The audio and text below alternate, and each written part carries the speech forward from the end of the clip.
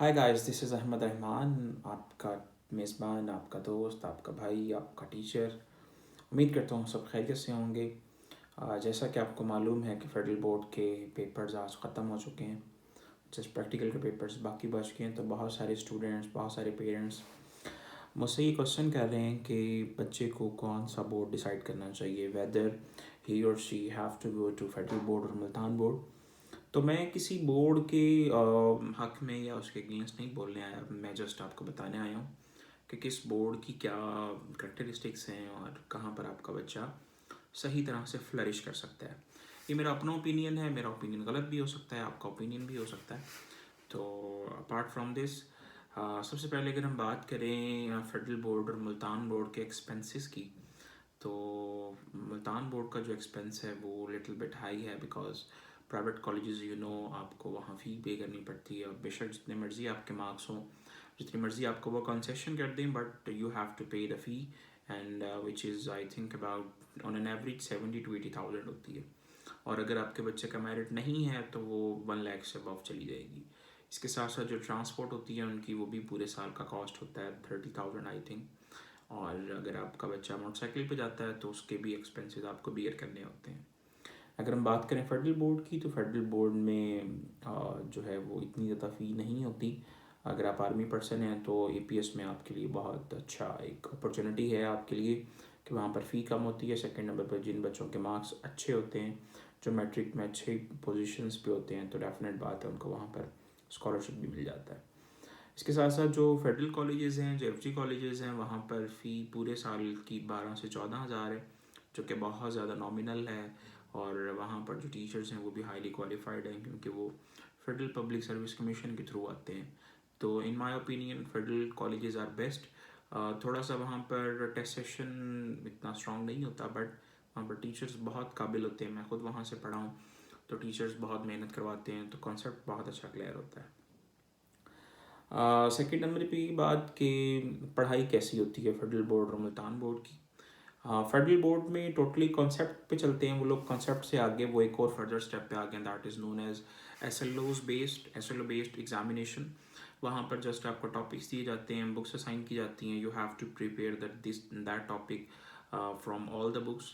और जबकि मुल्तान बोर्ड में एक स्पेसिफिक बुक्स हैं, स्पेसिफिक कोर्स है और स्पेसिफिक पेपर पैटर्न है कि इसी पेपर पैटर्न के अकॉर्डिंग पेपर आएगा। यही स्कीम है, इसी को आपने फॉलो करना है।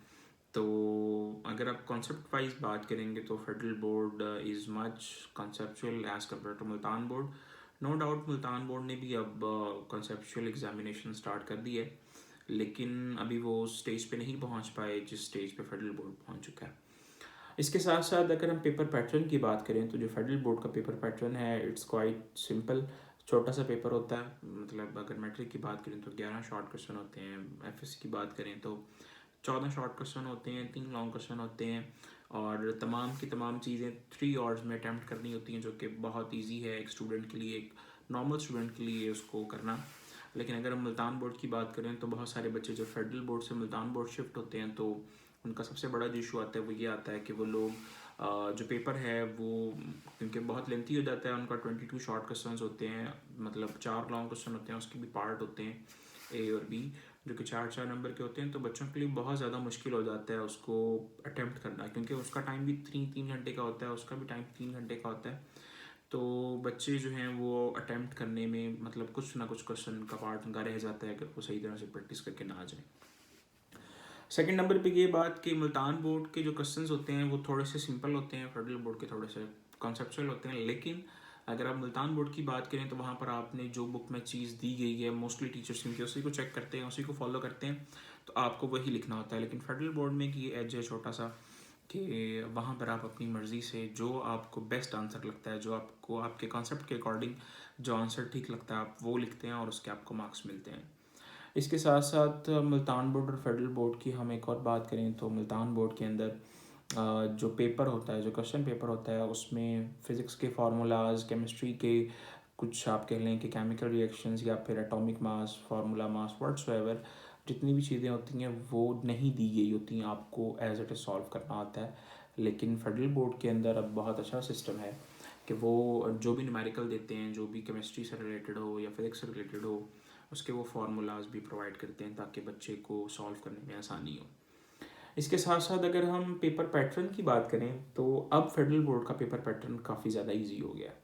वो ईजी किस तरह से है कि हर क्वेश्चन की चॉइस है। अगर आपको क्वेश्चन नंबर 1 है और आपको नहीं आता तो उसका बी पार्ट मौजूद है, आप वो क्वेश्चन चूज़ करें, वो क्वेश्चन सॉल्व करें या वो वाला क्वेश्चन सॉल्व करें, ये आपकी चॉइस है। अगर क्वेश्चन पूरे पेपर के अंदर अगर 20 शॉर्ट क्वेश्चन हैं तो वो 20 नहीं होंगे बल्कि 40 होंगे, क्योंकि हर क्वेश्चन के अंदर चॉइस होगी, तो आपके लिए काफ़ी ज़्यादा आसान हो जाता है पेपर को सॉल्व करना। लेकिन अगर मुल्तान बोर्ड की बात करें तो मुल्तान बोर्ड के अंदर भी नो डाउट चॉइस होती है, लेकिन मुल्तान बोर्ड में लिमिटेड चॉइस होती है, आपको हर क्वेश्चन के अंदर चॉइस नहीं होती। एक पूरे के पूरे पोर्शन के अंदर चॉइस होती है कि अगर आपने 6 शॉर्ट क्वेश्चन अटैम्प्ट करने हैं तो उसके लिए आपको 8 शॉर्ट क्वेश्चन दिए जाएंगे, 2 क्वेश्चन की चॉइस होगी। तो इस तरह का उनका पेपर सिनेरियो है।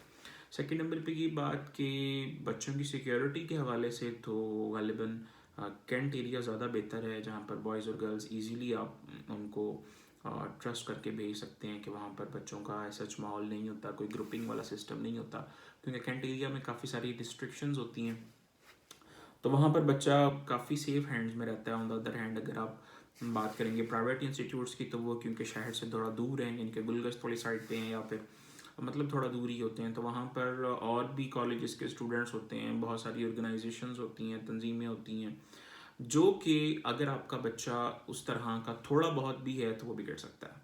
तो इसके लिए बहुत ज़्यादा आपको उनका मतलब देखभाल करनी होती है उनकी, कि बच्चा किसी गलत हाथ में ना चला जाए, क्योंकि फिर ये पूरे फ्यूचर का उसका सवाल होता है। सेकेंड नंबर पे ये बात कि मार्क्स के लिहाज से अगर हम बात करें तो मुल्तान बोर्ड में अभी तक का जो परसेप्शन है वो यही है कि मुल्तान बोर्ड में मार्क्स ज़्यादा आते हैं, फेडरल बोर्ड में मार्क्स कम आते हैं। लेकिन अब क्योंकि हम लोग एजुकेशन से हम वाबस्ता हैं, तो हम लोगों को जो फील हुआ है पिछले 1-2 सालों के अंदर वो यही फील हुआ है एज अ टीचर कि मुल्तान बोर्ड के पेपर्स मुश्किल आ रहे हैं, फेडरल बोर्ड के ईजी आ रहे हैं। आप उसका पैटर्न कह लें कि वो पैटर्न उनका चेंज हो गया, आप उसकी चॉइस बोल लें, आप कुछ भी कह लें, नंबर 1। नंबर 2, इसके अंदर जो मार्क्स हैं वो हम देख रहे हैं कि फेडरल बोर्ड में मार्क्स ज़्यादा आ रहे हैं, मुल्तान बोर्ड में कम आ रहे हैं। हो सकता है कि मुल्तान बोर्ड क्योंकि कंसेप्चुअल क्वेश्चंस की जानिब गया है, तो वो बच्चे उस तरह से अभी यूज टू नहीं हैं कंसेप्चुअल क्वेश्चंस अटैम्प्ट करने के लिए। जो मुल्तान बोर्ड से ही आ रहे होते हैं तो वो तो उसके यूज टू नहीं है, फेडरल बोर्ड वाले फिर भी यूज टू होते हैं उसके, तो उनके मार्क्स कम आ रहे हैं। पिछले साल भी हमारे अच्छी तरह याद है कि जो बच्चे फेडरल के टॉपर्स थे उनके एज सच मार्क्स नहीं आए जितने हम एक्सपेक्ट कर रहे थे मुल्तान बोर्ड में। तो ये तो आप जहन से निकाल दें कि ये डिस्क्रिमिनेशन होगी कि फेडरल में ज़्यादा मार्क्स आएंगे मुल्तान में ज़्यादा आएंगे, ऐसा नहीं है। अब फेडरल बोर्ड और मुल्तान बोर्ड मार्क्स के लिहाज से ऑलमोस्ट सेम है, लेकिन एक एज होगा जब आप फेडरल बोर्ड से जाएंगे तो फेडरल बोर्ड में आपके कॉन्सेप्ट्स बिल्डअप होते हैं, बहुत ज़्यादा स्ट्रॉन्ग कॉन्सेप्ट्स होते हैं। मैं ये नहीं बोल रहा कि मुल्तान बोर्ड में कॉन्सेप्ट्स नहीं होते, मुल्तान बोर्ड में भी कॉन्सेप्ट होते हैं, बट लिटिल बिट थोड़े से ज़्यादा होते हैं उसमें फेडरल बोर्ड में as compare to Multan board और अदर पंजाब बोर्ड्स। तो ये भी उसमें है। और फिर दूसरी ये बात कि मोस्टली बच्चे एकेडमीज के ऊपर डिपेंडेंट होते हैं। आप उनको जिस मर्जी कॉलेज में पढ़ाएं, उन्होंने at the end of the day आपको यही बोलना है कि हमें एकेडमी चाहिए, हमने एकेडमी में पढ़ना है। तो इसका मतलब ये है कि कहीं ना कहीं पर कॉलेज में, बेशक वो पंजाब बोर्ड का हो, बेशक वो फेडरल बोर्ड का हो, या तो पढ़ाने में मसला आ रहा है, टीचर्स सही तरह से नहीं पढ़ा पा रहे, या फिर आपका बच्चा सही तरह से रिसीव नहीं कर पा रहा उस चीज़ को। दोनों चीज़ों को देखना होता है। तो इस चीज़ को भी मद्देनज़र रखते हुए बेशक फेडरल बोर्ड हो या मुल्तान बोर्ड हो, आपका बच्चा मोस्टली प्रेफर करता है कि हम लोग एकेडमी जाएं। तो जब आपने तैयारी ही एकेडमी से करनी है, जब आप लोगों ने सारी की सारा टेस्ट सेशन भी एकेडमी का देना है, सारी तैयारी वहीं से करनी है, तो फिर आप प्राइवेट कॉलेज की तरफ क्यों जा रहे हैं? क्योंकि प्राइवेट कॉलेज में भी आपने लाखों के हिसाब से फीस भरनी है, फिर एकेडमी में भी फीस भरनी है। तो उससे बेहतर है अगर मुल्तान बोर्ड ही बच्चे ने रखना है तो फिर वो कोई गवर्नमेंट कॉलेज रखे। गवर्नमेंट कॉलेज में ये होगा कि आपकी फ़ीस कम लगेगी, पेरेंट्स के पॉइंट ऑफ व्यू से बात करूँ कि वहाँ पर फ़ीस कम होती है, लेकिन तैयारी बच्चे ने सारी एकेडमी में करनी है, तो वो एक बात समझ आती है। लेकिन अगर बच्चे ने पढ़ना भी प्राइवेट कॉलेज में है, फिर एकेडमी भी पढ़ना है, फिर मेरा नहीं ख्याल कि जिसकी 60-70 हज़ार फ़ी वो है, पे है किसी भी पेरेंट्स की, तो वो उसके साथ कॉप कर पा सकता है, मतलब वो नहीं उसको हैंडलिंग नहीं कर पाता, सब चीज़ों की मैनेजमेंट बहुत मुश्किल हो जाती है। तो दुआ है मेरी अल्लाह ताला से कि अल्लाह ताला आप सबको कामयाब रखे, कामयाब करे आपके फ्यूचर में, आपके फ्यूचर गोल्स के अंदर। अल्लाह ताला आपको आला तालीम की तरफ आप कह लें कि अल्लाह ताला आपको बहुत ज़्यादा कामयाब करे। Wish you best of luck. Pakistan जिंदाबाद।